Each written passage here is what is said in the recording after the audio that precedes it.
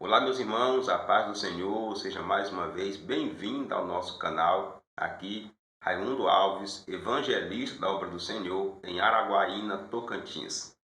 Estamos hoje para mais um vídeo, mais uma aula desse projeto abençoado, Apoio à Escola Bíblica Dominical. É um projeto que visa ajudar os irmãos que atuam, que pregam, que trabalham aí, dão um comentário, estão atuantes aí na nossa querida EBD. Eu sempre peço aqui no início, se inscreva no nosso canal se você não é inscrito, dê o like no nosso vídeo, clica no sininho para ser avisado, e compartilha.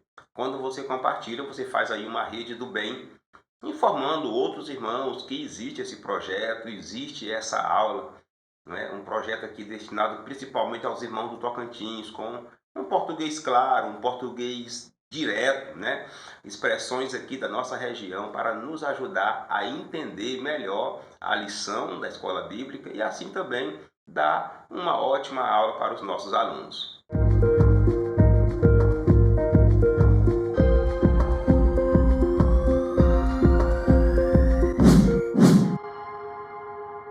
E como você sabe, aqui nós temos um conteúdo diferenciado, Nós abordamos a parte teológica, que é o conteúdo da revista, nós lemos ela aqui juntamente com você, abordamos o que realmente está no conteúdo da revista, mas sempre trazemos ali algo a mais, Nós temos o desafio da igreja dos nossos dias, que é uma forma que nós achamos aqui, é uma parte do nosso estudo em que nós tentamos tornar ainda mais prático dentro da nossa realidade. E nós temos também questões, perguntas, temos o recurso pedagógico que nos ajuda aí também a melhorar a nossa aula, melhorar o comentário da lição diante da igreja, diante dos irmãos que estão assistindo. E nesse segundo trimestre estaremos estudando mais um assunto abençoado, da palavra de Deus. Estaremos estudando o Sermão da Montanha, tirando para a nossa vida verdadeiros aprendizado desse conteúdo, desse sermão, desse discurso de Jesus, que é um dos discursos mais polêmicos de Jesus, que mexeu muito com a estrutura religiosa da época. Então nós temos, essa é a primeira aula desse trimestre, o nosso desejo, o nosso anseio é aprender muito mesmo, compartilhar bastante conhecimento, porque o assunto é bem proveitoso. E nessa primeira aula estudaremos sobre o Sermão do Monte, o caráter do reino de Deus. A ideia aqui, meus irmãos, é a gente estudar o Sermão do Monte, mas analisando a sua estrutura e também extraindo princípios e ensinamentos para a nossa vida no dia a dia hoje. Nós temos aí a lição dividida em tópicos e subtópicos, que é o caminho que nós vamos percorrer para poder fazer esse estudo. E está estruturada aí no formato padrão, a lição distribuída em 3 tópicos. Eu sempre digo que é de grande importância conhecer a estrutura da lição, dividir direitinho, separar tópicos e subtópicos, para melhor você adequar a sua aula dentro do tempo que lhe for reservado. E assim, meus irmãos, nós já iremos para a introdução. É aqui na introdução que nós conhecemos os principais argumentos do autor, tá? As principais abordagens, as primeiras, a abordagem sobre o conteúdo que nós iremos estudar. O tema deste trimestre é o Sermão do Monte, ou Sermão da Montanha. Considerado a alma do Evangelho, o ensino que Jesus transmitiu no monte se destaca pela sua dimensão prática e revela a essência de um verdadeiro seguidor de Cristo. Ao longo do trimestre, veremos que o Sermão do Monte traz um ensinamento que, em primeiro instante, volta-se plenamente para Deus e, noutro, revela o lado ético do divino reino: amar o próximo. Esses 2 momentos perfazem os pilares da vida cristã. Assim, o Sermão do Monte é um convite para praticar o que Jesus ensinou. O autor inicia aqui a introdução falando do tema do nosso trimestre, que nós já dissemos aqui, que será sobre o Sermão do Monte. E o autor fala aí que o Sermão do Monte é considerado a alma do Evangelho. Por quê?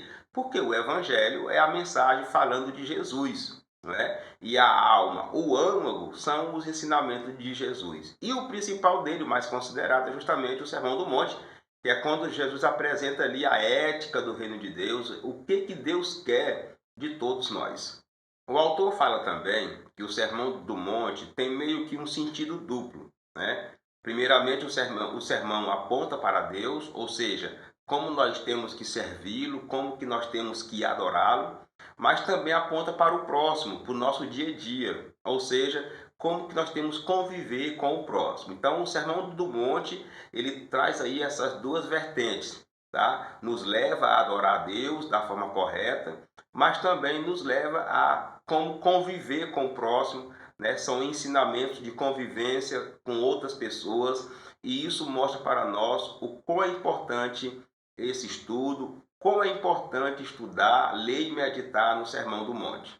E o autor encerra aí falando que esses dois momentos aí que o sermão aponta são os pilares da fé cristã, não é? Não é à toa que Jesus falou, resumiu o mandamento ali em dois, não é? Amar a Deus de toda a tua alma, todo o teu entendimento, todo o teu coração, e também o próximo como a ti mesmo. Então, os pilares da fé cristã é isso aí. Eu adoro a Deus na vertical, não é? Mas eu consigo ter também uma vida cristã na horizontal, que é com o meu próximo. João, escrevendo sobre isso, ele fala que não tem como adorar a Deus e aborrecer o seu próximo, né? Aborrecer o seu irmão. E assim, meus irmãos, nós iremos agora para o primeiro tópico da lição. O propósito aqui é estudarmos sobre a estrutura do sermão, ou seja, ter ali, fazer uma visão panorâmica, né? Uma observação de longe, analisando também como foi escrito, para quem que foi escrito, o que compõe esse sermão. Por que Sermão do Monte? A introdução do capítulo 5 de Mateus, os dois primeiros versículos, anuncia o título do Sermão do Monte. De acordo com Mateus capítulo 8 e Lucas capítulo 7, é admissível que esse monte estivesse perto de Cafarnaum. Geograficamente, diz-se que ele estava situado a 6,5 km a oeste do Mar da Galileia e 13 km a sudoeste de Cafarnaum. No Monte do Sermão, Nosso Senhor assentou e ensinou aos seus discípulos. O propósito desse subtópico é fazer uma abordagem simples, o porquê do nome, né? Por que Sermão do Monte ou Sermão da Montanha? Porque, segundo Mateus, ele foi falado, proferido no monte. Já nos escritos de Lucas, dá um pouco de divergência, né? Ele cita como planície. Pode até ser o mesmo terreno, o mesmo local, não é? Mas numa posição estava planície, no outro estava o monte. Essa aqui não é a proposta, não é debater todos esses detalhes, mas mostrar, não é, que Jesus ensinou os seus discípulos, ensinou o seu povo naquela localidade. O autor cita aí as distâncias, né? Mais ou menos aonde que fica a localização, cerca de 13 quilômetros de Cafarnaum, né? Cafarnaum é uma cidade que tem muita importância no ministério de Jesus. Você vai ouvir falar muito em Cafarnaum quando você vê ali o início do ministério de Jesus, a atuação de Jesus. E o monte usado para esse sermão ficava ali próximo. E o autor fala aí que Jesus usou o monte para ensinar, né? Mas por que usar o monte? É uma questão de estratégia, para ensinar realmente, né? Porque quem está no alto é melhor para ser visto e também melhor para ser ouvido. Aproveita o vento que vai descendo para a planície e ali leva a voz de quem está falando. Então Jesus era estrategista até nisso, né? Num outro episódio, ele pede que o barco seja afastado, né, da beira da praia para que ele pudesse também ensinar. E o vento que vinha do mar trazia a sua voz, o som da sua voz para as pessoas.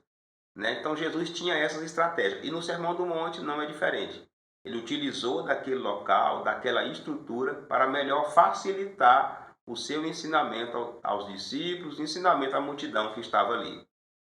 A estrutura do Sermão do Monte. Para alguns estudiosos, o Sermão do Monte se fundamenta na narrativa que começa em Mateus capítulo 1, a partir do versículo 4. O desdobramento dela envolve a genealogia de Jesus e os 7 cumprimentos proféticos que aparecem nesse evangelho. Emanuel, nascimento em Belém, o chamado do Egito, o choro de Raquel, chamado de Nazareno, João Batista, uma voz no deserto e uma grande luz. Essa estrutura precede os 5 grandes discursos do Sermão do Monte: as bem-aventuranças, sal e luz, Jesus é o cumprimento da lei, os atos de justiça, declarações de sabedoria. O Sermão do Monte deve ser compreendido e valorizado a partir da autoridade e a messianidade de Jesus para chamar pessoas a viver uma nova vida no reino de Deus. Continuando a análise aí da estrutura do sermão, o autor faz também uma análise do início de Mateus, onde ele mostra aí que se cumpriram 7 profecias do Antigo Testamento, aí no início de Mateus. Então, quando Mateus estava escrevendo, ele inicia com essa abordagem aí mais para frente vem as palavras, né, a citação sobre o sermão. Então, grande parte dos teólogos entende que esse sermão proferido por Jesus vem complementar tudo o que havia sido citado antes dele. O autor fala também, né, que aliado a esses 7 cumprimentos aí, há 5 grandes discursos que compõem o sermão, não é? Dentro do sermão tem 5 grandes discursos. E o autor fala que tudo isso serve para comprovar e deve ser observado por uma ótica da messianidade de Jesus, ou seja, a crença que Jesus veio como o Messias prometido para Israel. Tá? Essa é a ideia, é um dos propósitos dos escritos de Mateus, do Evangelho de Mateus. Mostrar que Jesus é o Messias, o enviado de Deus, né? Que ele é nele se cumpre as promessas feitas a respeito dele, a respeito do Messias no Antigo Testamento. E o sermão é justamente isso. Jesus se apresentando como Messias, mas além disso, né, convidando as pessoas, apresentando o reino de Deus e convidando as pessoas para viver esse reino de Deus, né, para poder conviver juntamente entre si, adorando a Deus e também respeitando o próximo. Essa foi a proposta de Jesus, não é? E tudo isso nós percebemos aí nessa questão da estrutura, né? O autor aí da lição fez uma grande pesquisa, montou tudo isso aí para nós entendermos como que o sermão está distribuído. A quem se destina o Sermão do Monte? Os ensinos do Sermão do Monte podem ser considerados os princípios esboçados por Cristo, que revelam a verdadeira característica do seu reino messiânico. A princípio, podemos dizer que o Sermão do Monte foi direcionado aos discípulos, mas também à boa parte da multidão que o ouvia. Portanto, o Sermão do Monte é destinado a todo crente que nasceu de novo. Aqui nesse subtópico, o autor inicia já dando aqui algumas características, né, do Sermão do Monte. Ele fala que o Sermão do Monte é um conjunto de princípios que compõem aí esse reino, né, o reinado de Jesus como Messias. E durante esta aula, nós iremos ver muitas citações do autor dando ênfase, falando um pouco sobre o que é o sermão, o que esses princípios representam. Mas e aí? A que se destina esse Sermão do Monte? Né? O autor fala aí que primeiramente se destina aos discípulos que estavam ali mais perto de Jesus. Jesus, meus irmãos, trabalhou o ensinamento, né, juntamente com o discipulado dos seus discípulos. Né? Ele estava ali sempre ensinando, sempre de perto. Mas o autor fala também que se destinava também à multidão que estava acompanhando. Então, Jesus estava ensinando os seus discípulos, mas ao mesmo tempo também ensinando a multidão que sempre estava junto. E o autor complementa dizendo que o sermão também é destinado a todo crente que nasceu de novo. Ou seja, a toda aquela pessoa que creu em Jesus e hoje libera a sua vida, libera o seu caráter nesse novo nascimento para ser direcionado e conduzido por Deus. Então, o Sermão do Monte foi destinado naquele tempo, mas ainda hoje fala conosco. O desafio para a igreja dos nossos dias, baseado nesse tópico, é a dificuldade de entender as estruturas da Bíblia. Meus irmãos, é bem verdade que muita gente gosta da Bíblia, lê a Bíblia, até leva ela para a igreja, estuda, mas muitos têm dificuldade de estudar a Bíblia ou entendê-la de forma estrutural, ou seja, dar uma olhada mais de longe, organizando seus capítulos, seus versículos, seus verbos, suas expressões. não é? E muita gente tem dificuldade de fazer isso. Uma das formas de entendermos e conhecermos a estrutura da Bíblia é ter essa visão estrutural quando nós vamos ler, meditar ou pesquisar. Por exemplo, é analisar o texto que a gente vai usar, quantos capítulos ele tem, quantos versículos, quem está envolvido naquele episódio, quem falou o quê, quem ouviu, não é? Quantas vezes há uma certa palavra, quantas ações existem, quantos verbos existem, quais palavras representam o que ali, o que representa uma alegria, o que representa uma tristeza naquele texto que você está analisando. Tudo isso faz parte da estrutura da Bíblia e ajuda muito, não é?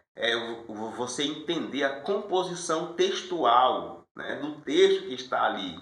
Ajuda você a entender e ajuda também, né, você interpretar a Bíblia da forma correta. Essa questão estrutural, ela pode ser percebida dentro do texto e também fora do texto, né? Dentro do texto são as palavras, como eu citei anteriormente aí. É você separar os verbos, separar os versículos, quantos versículos falou sobre uma coisa, quantos versículos falou sobre outra. Mas podemos também analisar a estrutura da Bíblia pelo seu gênero, né? Nós podemos também analisar a Bíblia por essa visão. Nós temos, por exemplo, as cartas paulinas, que têm um tema, elas têm um propósito, têm uma maneira de ser escrita. Nós temos o evangelho, que já é uma categoria também diferente. Nós temos os livros proféticos também, que merecem um olhar também diferente. Nós temos a lei, que é o Pentateuco, não é? Temos os livros poéticos. Tudo isso faz parte da estrutura da Bíblia e precisamos conhecer, precisamos estudar para melhor usá-la, né? Melhor interpretá-la. E a dificuldade que alguns têm de entender essa questão estrutural da Bíblia é porque muitos só gostam da parte teológica, né? Do conteúdo teológico, Deus falando conosco, né? A expressão do profeta, a expressão de Jesus, não é? E não dão muito valor não, esquece que para entendermos a parte teológica, temos também que usar a parte estrutural, não é? Então muita gente tem dificuldade por querer usar a Bíblia só de uma forma, pesquisando só esses textos teológicos e dali já sair pregando, ensinando. Mas, assim como o autor fez nesse tópico, né, mostrando sobre o Sermão do Monte, como que ele está distribuído e estruturado, precisamos também fazer isso com a Bíblia, né? A Bíblia como um todo. Como recurso pedagógico, você pode fazer uma lista, ou uma tabela, ou um cartaz, mostrando como que o sermão está distribuído, tá? Você pode usar essa mesma estrutura que o pastor fez aí na lição, ou você pode criar uma própria sua, né? Estudando o sermão e separando ele, né, de forma estrutural e passar para os irmãos.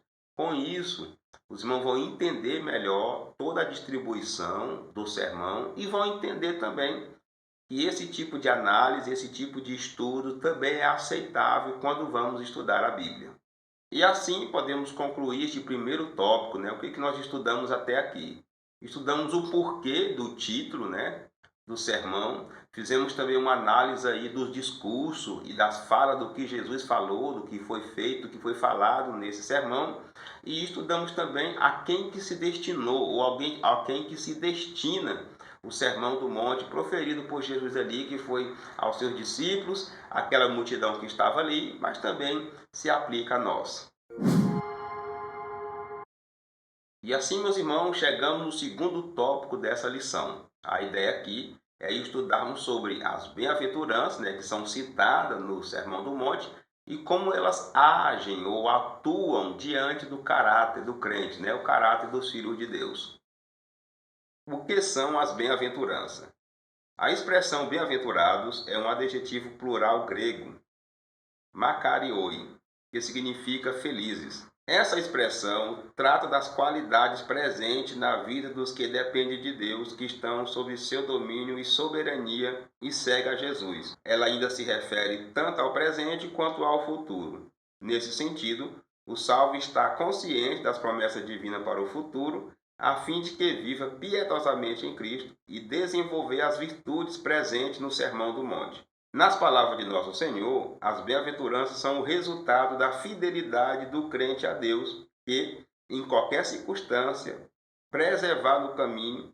Nas palavras do nosso Senhor, As bem-aventuranças são o resultado da fidelidade do crente a Deus, que, em qualquer circunstância, preserva no caminho e, com isso, participa das bênçãos divinas da salvação. O que são as bem-aventuranças ou o que significa ser bem-aventurado? Trazendo para o nosso português, quer dizer feliz ou muito feliz, né? Uma pessoa tão feliz, uma pessoa de sorte, uma pessoa de conquista, uma pessoa realmente realizada. E o autor fala aí que essa expressão demonstra principalmente a realidade daqueles que são totalmente dependentes de Deus, que entregaram a sua vida para Deus, não é? E vive hoje dependente da sua soberania, dependente desse Deus que cuida da sua vida 100%. Essa é uma pessoa feliz, é uma pessoa bem-aventurada. O autor fala também que as bem-aventuranças fala do presente e fala do futuro, né? Quando ela fala do presente é porque ela traz situações do nosso dia a dia, do viver do cristão, do nosso viver como ser humano, do nosso viver como filho de Deus.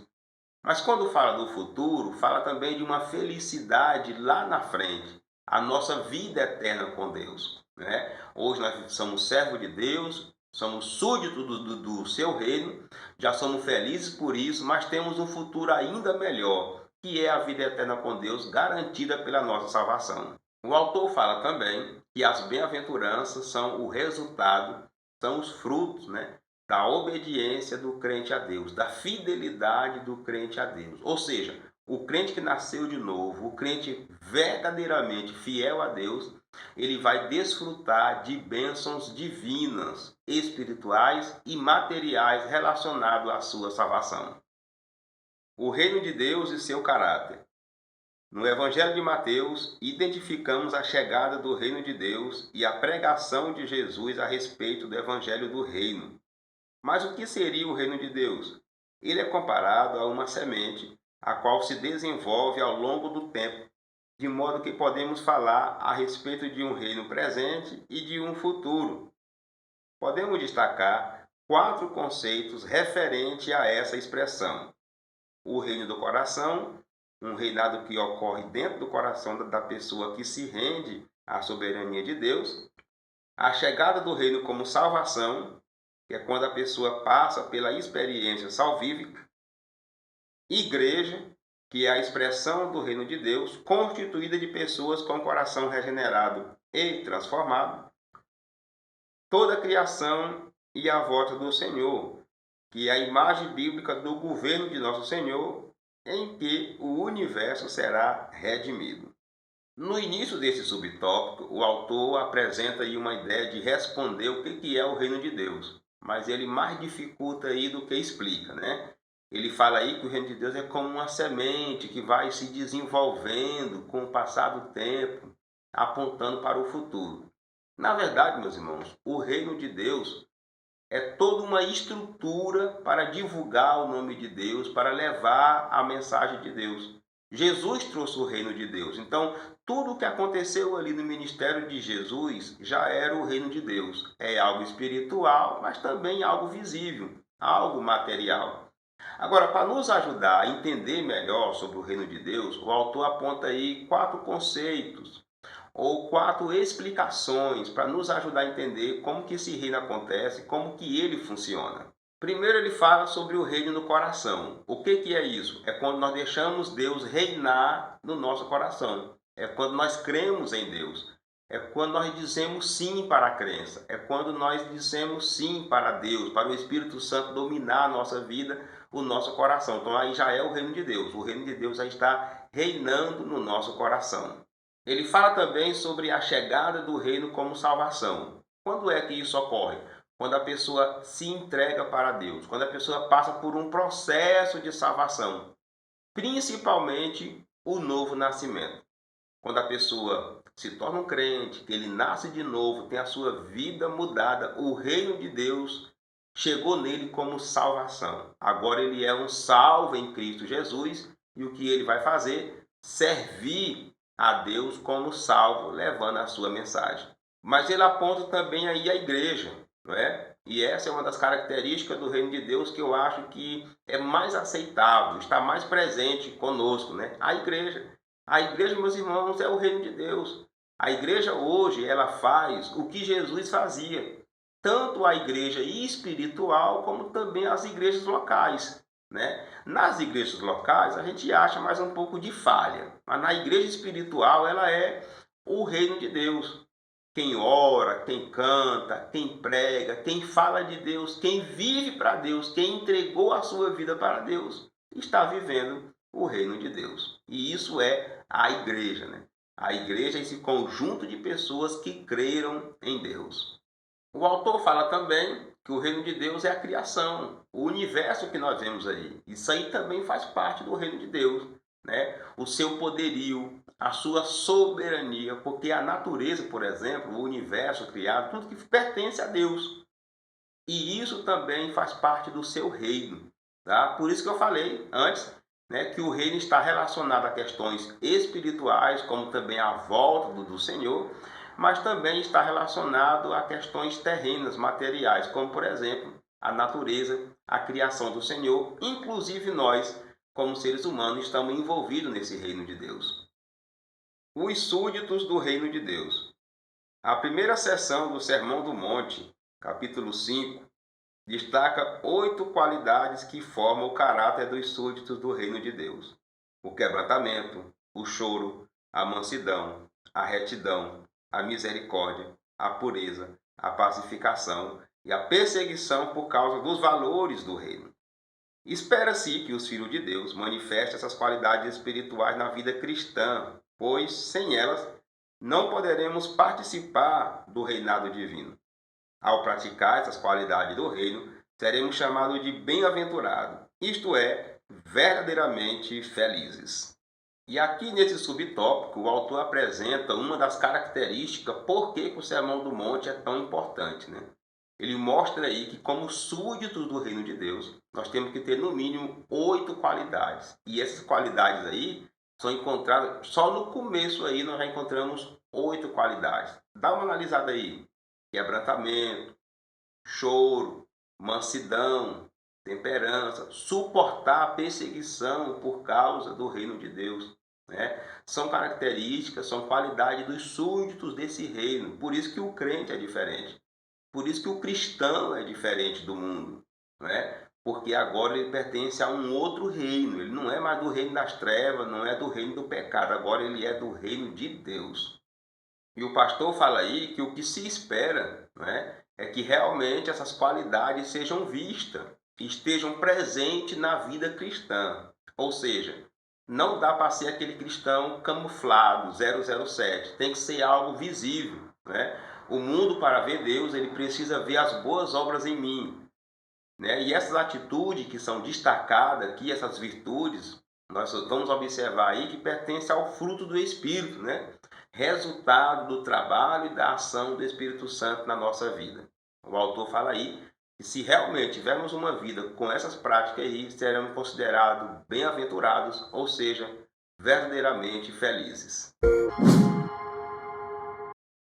O desafio para a igreja dos nossos dias, baseado nesse tópico, é crentes mau caráter no reino de Deus. Nós vimos aqui nesse tópico que acabamos de estudar, característica, né, que compõe o caráter de um crente, o caráter de alguém que tem a sua vida moldada por Jesus. Mas, infelizmente, muitos insistem em conduzir, em ter uma vida que diverge do que nós estudamos aqui e traz muito prejuízo para o reino de Deus. E as atitudes de um crente mau caráter são bem conhecidas, né? Geralmente o mau caráter fala de alguém pelas costas, trata alguém baseado em fuxico, baseado em conversa dos outros, não é? Mente, critica, persegue, não é? Tem atitude egoísta. Por quê? Porque ele não nasceu de novo ainda e o seu caráter não foi transformado. Ele não dá lugar para o Espírito Santo transformar o seu caráter e assim aproximar ao de Jesus. Então tem um conjunto de coisa ruim que acompanha a sua vida. E quem são esses mau caráter do reino de Deus? Crente mesmo da igreja, crente de banco, crente que tem oportunidade, as pessoas que estão envolvidas ali. Tem muita gente que estão na igreja, mas eles não entregaram ainda a sua vida, o seu coração para ser transformada pela palavra e pela ação do Espírito Santo que vai gerar o fruto dele, né? O fruto do Espírito. Temos também pastores, obreiros que não têm bom caráter, não têm boas atitudes, né? O que eu diga aí, né, quando nós estamos aí no período de eleição convencional, por exemplo, a gente ouve cada coisa absurda, cada coisa encabulosa, perseguição pastoral, manipulação de informação, mentira, não é? E muita coisa ruim, porque o caráter dessa pessoa não foi moldado ainda pela palavra de Deus. E o que seria o caráter? O caráter, meus irmãos, é um conjunto de atitudes que eu levo na minha vida, que eu pratico, sejam elas boas ou ruins. E alguns que vivem nessa vida ainda alegam que são assim, porque na igreja tem pessoas que precisam de mudança, e eles são uma delas, não é? A Bíblia diz que nós temos pecado mesmo, e aí vão alimentando essa brecha aí, não é? Não, já que o pecado contaminou todo mundo, eu sou pecador mesmo, eu sou carne, né? A carne é fraca, eu errei, eu vacilei, e assim vai comprando e não paga, não é? Vai falando uma coisa e desonrando outra por trás, abre essa brecha para o mal, e o mal consegue entrar na sua vida, dominando as suas ações, as suas atitudes. Mas não é isso o que o Sermão do Monte nos apresenta. O Sermão do Monte nos apresenta que é possível sim uma pessoa ter a sua vida, o seu caráter mudado e moldado pelo Espírito Santo e aproximar sim com o caráter de Jesus. Como recurso pedagógico, faça um resumo aí, apresenta um resumo para a igreja, né? Principalmente de atitudes de uma pessoa que tem um caráter, ou que teve um caráter, o seu caráter moldado pela palavra, transformado pelo Espírito Santo. Você apresentando essa lista, esse resumo, né, de boas atitudes, de um caráter cristão, vai ajudar os irmãos a entender o efeito, né? Ou seja, o resultado do Sermão do Monte nas nossas vidas. E assim, meus irmãos, podemos resumir o que nós estudamos até aqui. Nós estudamos o que são as bem-aventuranças, né? Estudamos que o reino de Deus exige um bom caráter, um caráter de acordo com o seu reino. E estudamos também que o cristão tem que ser coerente com o reino de Deus. Afinal de contas, nós somos súditos desse reino. E assim, meus irmãos, chegamos no terceiro tópico da lição. A ideia aqui é nós conhecermos alguns argumentos, algumas justificativas e provas por que e também como nós somos bem-aventurados. A beatitude da vida dos salvos. O seguidor de Jesus vive a beatitude, isto é, estado permanente de perfeita satisfação e plenitude, estado de felicidade e serenidade, no Sermão do Monte de maneira bem-aventurada. Isso ocorre porque o discípulo de Jesus desfruta do favor de Deus e manifesta a atitude que mostra coerência com a ética do reino de Deus: humildade, mansidão, retidão, misericórdia, pureza, pacificação, disposição para o perdão. É possível todo crente agir por meio dessas atitudes, pois quem passou pela experiência da salvação é transformado. O autor inicia esse subtópico falando sobre uma das qualidades, características daquele que segue a Jesus. Ele vive o Sermão do Monte como um bem-aventurado, ou seja, uma pessoa satisfeita, uma pessoa feliz e uma pessoa contente com o que Deus lhe permitiu viver. Não é? É uma pessoa preenchida realmente e bem-aventurada, porque ela tem agora o seu reino, ou seja, o reino de Deus para ela viver, esse domínio de Deus. Por isso que vive tranquila e serena. E o autor apresenta aí dois porquês isso acontece. Primeiramente, porque nós vivemos o favor de Deus, não é? Todas essas bênçãos, as bem-aventuranças que acontecem, é um favor de Deus para nós, é presente de Deus para nós. Mas o autor fala uma questão também muito interessante, que isso ocorre quando nós somos coerentes, né? O outro porquê é porque nós agimos com coerência com o reino de Deus. Irmãos, pensa uma coisa importante, não é? É você ser coerente com aquilo que você prega, você viver e ser coerente com o que você ensina. não é? Então, se nós somos do reino de Deus, dizemos que somos do reino de Deus, nossas atitudes, né, de humildade, mansidão, tolerância, as nossas atitudes têm que ser de acordo com o reino de Deus. E o autor fala que é possível. É possível viver isso, é possível viver essa bem-aventurança, viver contente e ter o seu caráter transformado. Por quê? Porque quando nós vamos ser crente, aceitar Jesus, estamos entregando a nossa vida para ser transformada e moldada pela palavra e também pelo Espírito Santo. É o Espírito Santo que nos transforma, que transforma o homem que era um perdido pecador agora em cidadão dos céus. Até esse homem chegar no céu, temos uma vida. E é justamente aí que tem essa coerência nossa com o reino de Deus. A prova de que o cristão é bem-aventurado. O cristão que pratica as 8 beatitudes do Sermão do Monte domina o eu carnal, vive em Cristo, entra numa nova dimensão espiritual e vive a bondade de Deus. No Sermão do Monte, Jesus ensina que a verdadeira felicidade nada tem a ver com o que o homem moderno deseja: dinheiro, ambição e poder. A felicidade bíblica se revela em quem ama o seu inimigo, bendiz o que maldiz, faz o bem a quem o odeia e ora pelos que o maltratam e perseguem.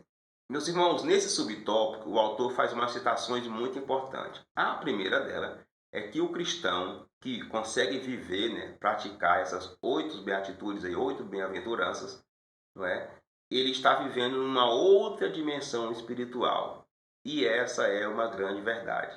Aquele crente brigão, aquele crente birrento, aquele crente que ainda não teve o seu caráter moldado, né, pelo Espírito Santo, pela palavra de Deus, ele não se encaixa aqui. Ele ainda está preso nesse mundo terreno, nessa dimensão de briga, de confusão e de contenda. Mas um cristão realmente transformado, um cristão bem-aventurado, ele vive numa outra dimensão espiritual e por isso é abençoado.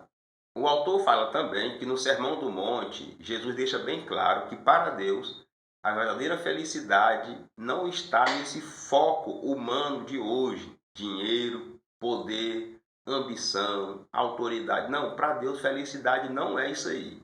Isso aí é um olhar terreno, isso aí é um olhar humano, que podemos até concordar que está infiltrado também na igreja. Nós conseguimos ver muito problema na igreja, principalmente na liderança, quando ela começa a se corromper. Estamos chegando, por exemplo, aí no período político, e já começou a surgir aí os escândalos envolvendo pastores recebendo dinheiro, recebendo benefício, né? Tem pastor colocando até foto de político em revista de escola bíblica dominical. Daí você analisa, não é, o quanto essa mensagem é importante para a nossa vida.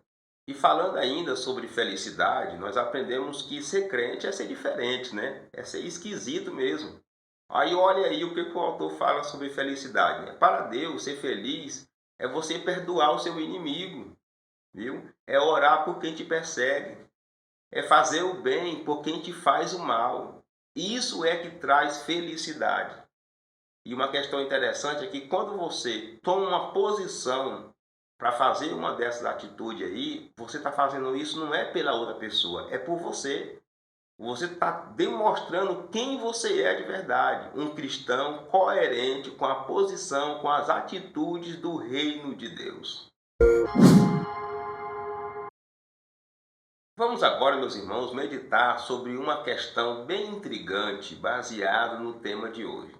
Será que é possível mesmo para nós, seres humanos, termos uma vida enquadrada dentro do que o Sermão do Monte exige?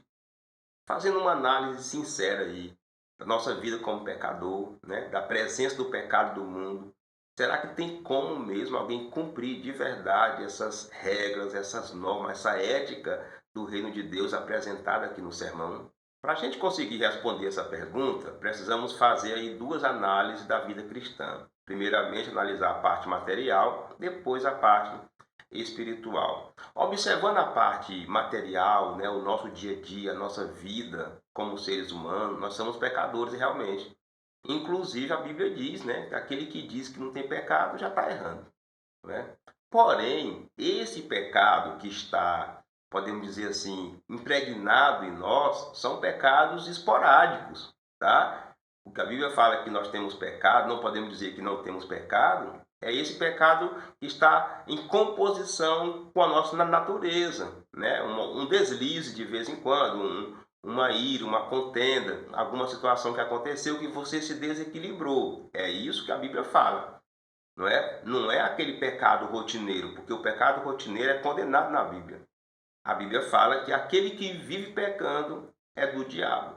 Então essa é a nossa parte material como ser humano. Estamos sim sujeitos ao pecado. Agora, quando nós olhamos a parte espiritual da vida cristã, nós iremos encontrar principalmente a promessa de Jesus, que enviaria o nosso ajudador. E o Espírito Santo, meus irmãos, ele tem um papel fundamental para nos ajudar a cumprir com o Sermão do Monte. É o Espírito Santo, através da palavra, que molda o nosso caráter, as nossas ações, as nossas atitudes, para serem coerentes com o reino de Deus. Sozinhos não conseguimos, sem o Espírito Santo não conseguimos. É por isso que a Bíblia recomenda vivermos no Espírito, ou seja, todo dia eu tenho que dobrar a minha natureza, o meu eu, o meu achismo ao Espírito Santo. E assim a carne vai perder, a carne vai diminuir o seu poder sobre a minha vida e o Espírito Santo vai reinar. Chegando nesse estágio, conseguimos sim cumprir com o que o Sermão do Monte nos apresenta, com o que ele exige de todos nós. Como recurso pedagógico, você pode apresentar uma lista aí, ou um quadro dessas provas que foram mostradas nesse tópico, convencendo os irmãos que somos sim bem-aventurados.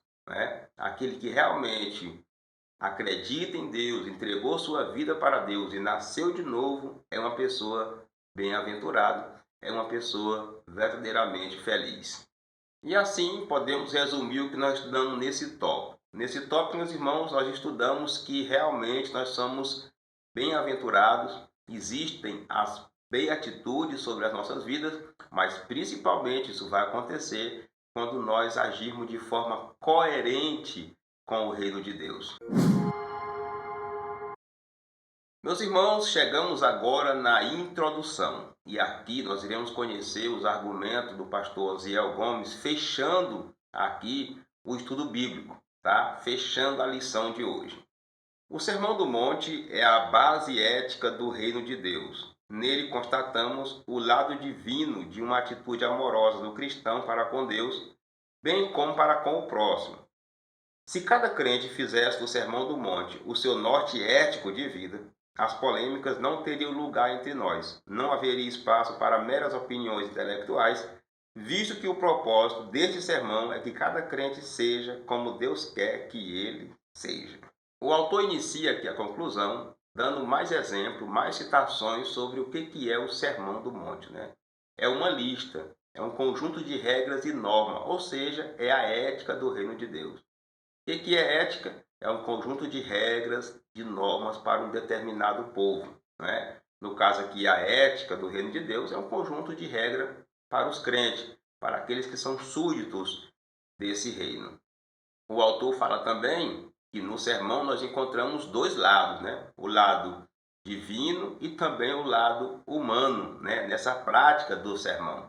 O lado divino é o que nos direciona para adorar a Deus. São os argumentos do sermão que nos leva a uma adoração, a uma espiritualidade que realmente agrade ao Senhor. No lado humano, o sermão nos leva a uma vida em paz com o próximo, amando o próximo, cuidando desse próximo, amando ele como a nós mesmos. Mas não só os nossos amigos, mas também os inimigos, aquele que nos persegue, perdoando esse nosso inimigo e até bendizendo e orando por esses que nos perseguem. O autor fala também que se nós vivêssemos o Sermão do Monte na prática, tinha muitos problemas que não existiam no nosso meio. Afinal de contas, o sermão mostra para nós, meus irmãos, o que Deus quer, o que cada um de nós seja. Se todo mundo obedecesse o que o Sermão do Monte determina, a quantidade de problema era mínima. Porque Deus não erra, meus irmãos. O que nós encontramos no Sermão do Monte é a vontade de Deus. tá? Sobre a nossa vida. É o que Ele quer de nós, é o que Ele quer da humanidade, é o que Ele quer da igreja. É assim que Ele quer que nós vivamos. Por isso que essa é a ética do reino de Deus. E se nós vivêssemos isso na prática, as igrejas seriam lugares bem melhores. E assim, meus irmãos, podemos extrair a lição dessa lição, que é que Jesus separou um povo para Deus. Jesus morreu por um povo zeloso e de boas obras. Esse povo é a igreja. E Deus, através de Jesus, trouxe no Sermão do Monte qual é a vida, não é? Qual é a ética para esse povo viver. Qual é o comportamento desse povo, né? Que é chamado de igreja, que também é chamado de reino de Deus. Então, no Sermão do Monte, nós aprendemos sobre isso, tá? Como que o crente, como que o cristão deve proceder em diversas áreas da sua vida. Afinal de contas, a vida agora não é mais dele, agora ele pertence a um reino. Ele é súdito do reino de Deus. E assim, meus irmãos, chegamos no final de mais uma aula e eu quero agradecer porque você chegou até aqui. É a primeira lição deste trimestre e você veio. Nós concluímos ela agora já no final da semana, mas você esteve conosco. Muito obrigado, meus irmãos. Muito obrigado mesmo pela sua audiência, pela sua consideração, por ter vindo aqui estudar conosco. Eu sempre gosto de pedir, né, aos irmãos que não são inscritos, se inscrevam no canal, dê o like no vídeo. Não é coisa bem simples, a gente está pedindo aqui toda a aula, não é? Compartilha também, tá? Manda aí nos grupos da sua igreja, no grupo da EBD, diga que tem um irmão aqui que está trazendo mais uma opção de estudo para as lições da Escola Bíblica Dominical. Nós estamos presentes aí nas redes sociais, né? Tem o nosso Facebook, onde fazemos postagens ali semanais e a divulgação do canal. Temos também o Instagram, que postamos também sobre a nossa EBD. Postamos parte dessa aula aqui também, alguns vídeos, alguns cortes. E tem também aí o nosso WhatsApp, que você pode entrar em contato conosco, inclusive para ministração de seminários da Escola Bíblica Dominical. O certo é que eu fico muito feliz por você ter vindo, ter chegado até aqui. O meu desejo, a minha oração, principalmente para você que vai ministrar essa aula, que o Espírito Santo te abençoe. Que Ele te guie, que Ele possa te conduzir em mais uma aula, em mais uma lição da Escola Bíblica Dominical. Leia, pesquise, vá atrás, corra atrás do material, mas também ore. Peça direcionamento de Deus, que com certeza vai conduzir você e conceder você uma ótima aula.